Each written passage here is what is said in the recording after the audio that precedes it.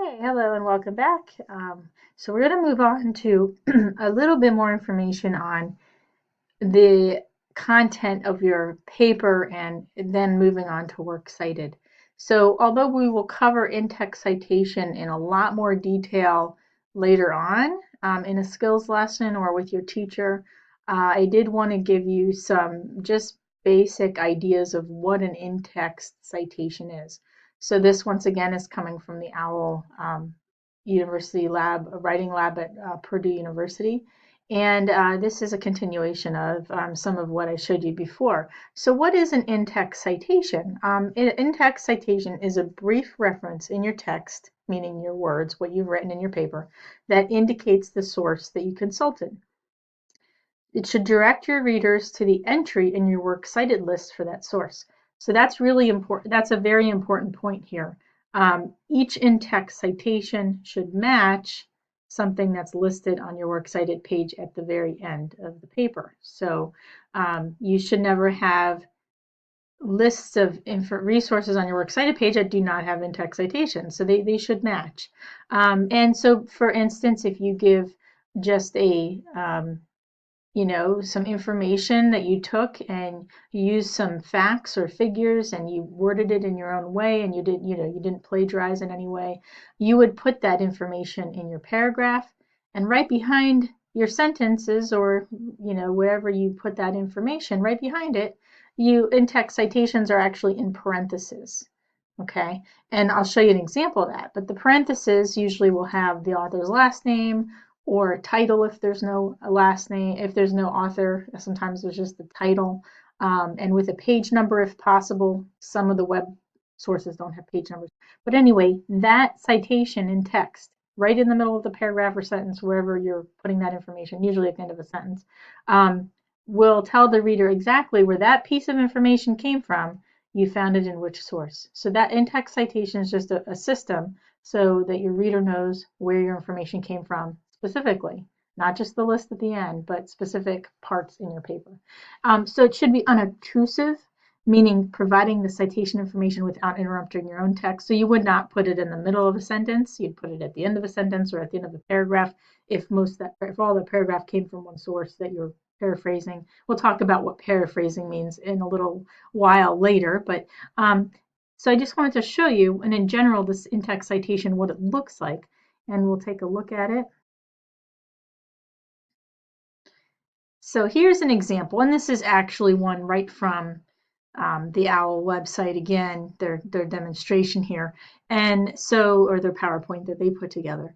So this is an example of an in-text citation, and there's a few different ways here that you'll see how it's done. So here's a quote. Wordsworth stated that romantic poetry was marked by a spontaneous overflow of powerful feelings. So those words, spontaneous overflow of powerful feelings, are in quotations because they were word for word from that source. So we're saying, okay, well, where did that come from? Because Wordsworth stated it, we kind of know that the author of that quote was Wordsworth. And what page did it come on? It came on at page 263. So that's one way to do it. It's in parentheses. That's an in-text citation. Now, if you worded the sentence slightly differently, and this is how I think we see a lot of in-text citations. Romantic poetry is characterized by the spontaneous overflow of powerful feelings.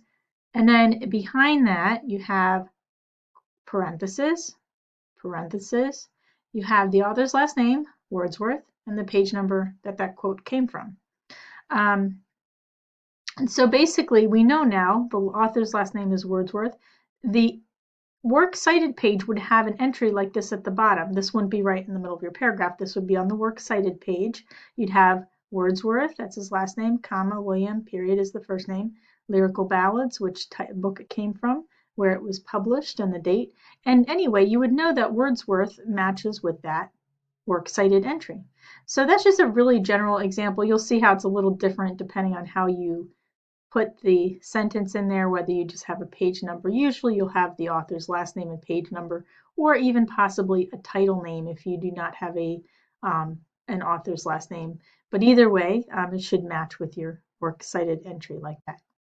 Okay, so works cited, the basics. I'm just going to go over this kind of briefly.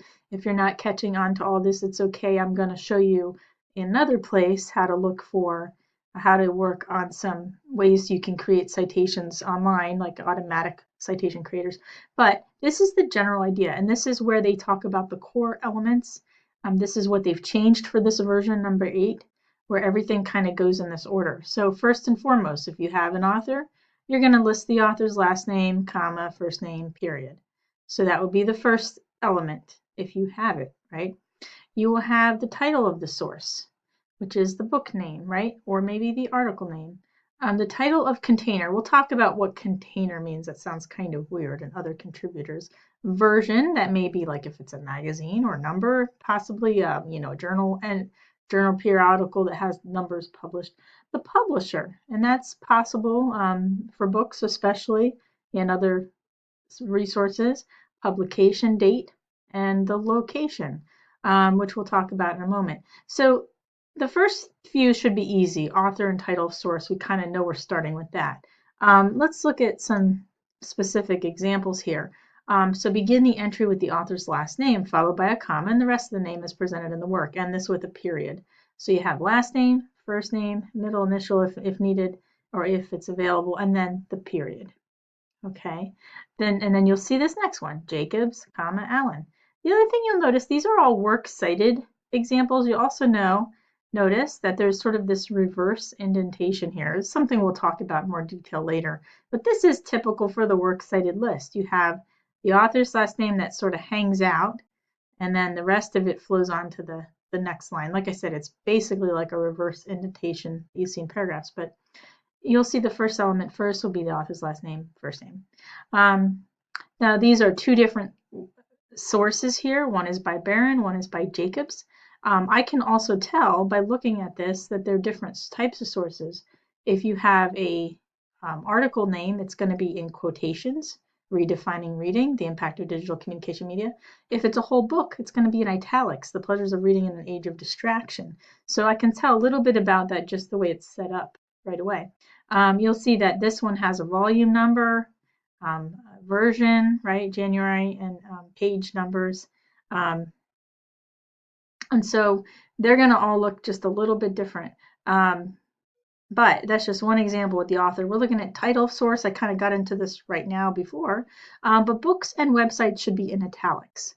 So anything big, books and larger works and websites are italics. We have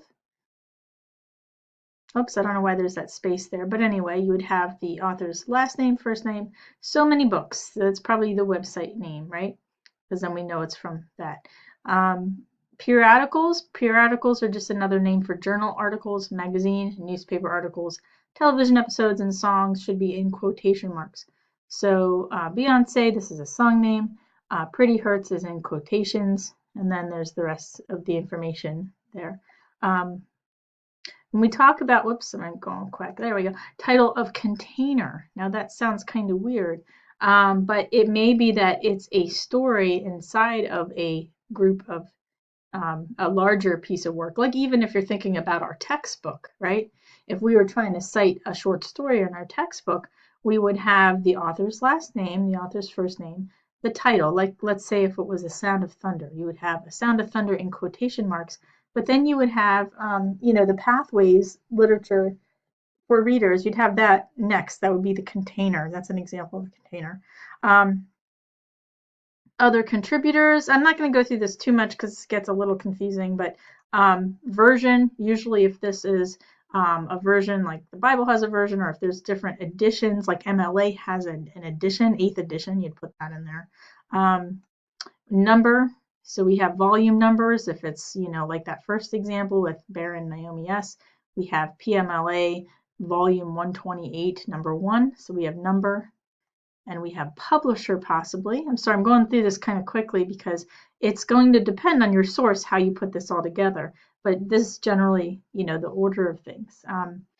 And I will show you that citation maker, which will help too, and I'll put that in a separate little mini video. And the publisher, if it's there, if it's a book, it'll usually be pretty obvious what it is. Like it'll say publication. UP is a university press. Carnegie Museum of Art is probably the publisher there. And if we look at the last thing, publication date, if it's I think my indentation's off here a little bit, but that's okay. Film Quarterly, that should be up a line. Spring 2008, that's the publication date. And then last would be the page numbers listed. And the location could be page numbers. It could also be the URL address. In this case, the second version down, the very last piece of information is the URL. Although it's not required in version 8, they do say it's kind of, encouraged, I guess. They've sort of gone back and forth whether URLs are required, and I think the location kind of gives you the option to put either page numbers or the location could be the URL address. There are optional elements. We don't have to go into that because I don't want to confuse you too much. URLs, by the way, is that optional, even though I said it's probably good to have it. And we used to have date of access, but that doesn't seem to be, that's also an optional element when you actually find the material online.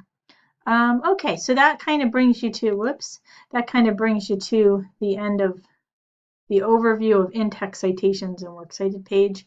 My next little video I'll show you will be some citation makers, just to show you how you can find that information. If you find a source, you know how to plug it in and you can figure out how to do the citation. Okay, thank you very much. Bye.